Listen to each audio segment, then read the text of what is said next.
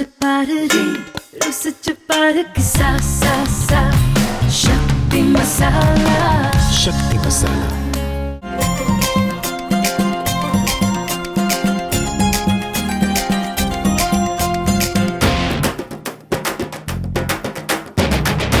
செம்ம டேஸ்ட் மாலை இப்போ நாம் அறிமுகப்படுத்த போகிறது காரமடை கார கைமுறுக்கு.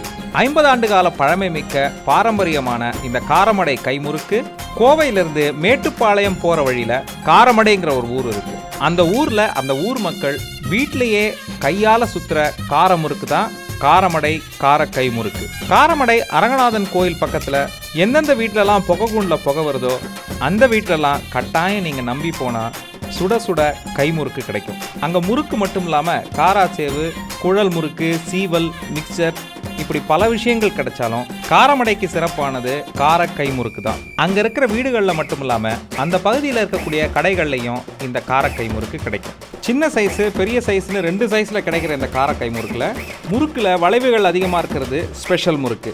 இந்த முறுக்கோட தயாரிப்பு முறையே சிறப்பானது. அரைத்த அரிசி மாவோட கடலை மாவு எண்ணெயை கலந்து அரைத்த மிளகாயை, எள்ளு, ஓமம் இதெல்லாம் சேர்த்து கையால் பிசைஞ்சு எண்ணெயில் போட்டு பொரிச்சு எடுக்கிற ஸ்பெஷல் முறுக்கு தான் காரமடை கார கைமுறுக்கு.